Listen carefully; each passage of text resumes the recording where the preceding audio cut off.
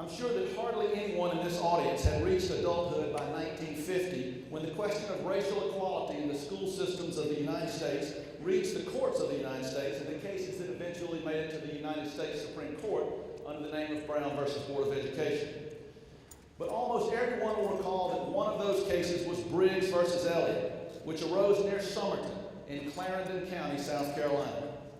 The story of how Briggs versus Elliott became one of those important cases is not only a fascinating story, but it is one that illustrates how the courage of lawyers has made a difference in the lives, not only of the people involved in the case, not only in the lives of millions of school children since, but also in the lives of many others, as we will see shortly. And of all the men and women who stood up in that case to do what was right and make it happen, two stand out to me, and those are the two that I want to talk to you about right now. I was barely 4 years old when Thurgood Marshall was sworn in as a justice on the United States Supreme Court. For 6 years before that, he had been Solicitor General of the United States and a judge on the Second Circuit Court of Appeals. So for people in my generation who have not carefully studied the life of Thurgood Marshall, there's a tendency to believe that Justice Marshall was famous because he was the first African American on the United States Supreme Court when he was sworn in 1967.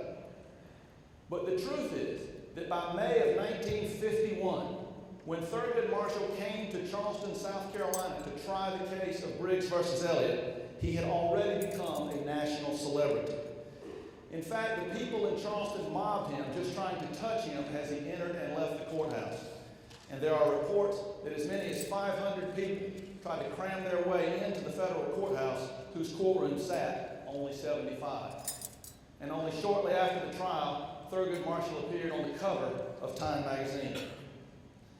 The atmosphere, of course, here in South Carolina at the time, and the attitude of the social and political establishment against the NAACP and its lawyers like Marshall was marked by threats and violence. The NAACP's efforts to recruit parents to be plaintiffs always included a warning that they might lose their jobs and they might even face violence against their homes and their families and against themselves. The NAACP had tried to recruit plaintiffs from numerous cities around the South, but had been unable to do so because no one would step up willing to take the risks. The reason that the cases that we now know as Brown versus Board of Education arose in Somerton, South Carolina, and Topeka, Kansas, and Washington, D.C., and rural Delaware and Virginia is because that's where the people were who were willing to step up and adopt the courage of their lawyers and do what was necessary to make history. To do what they did was right. That's easy for us to see as we look back on it in history.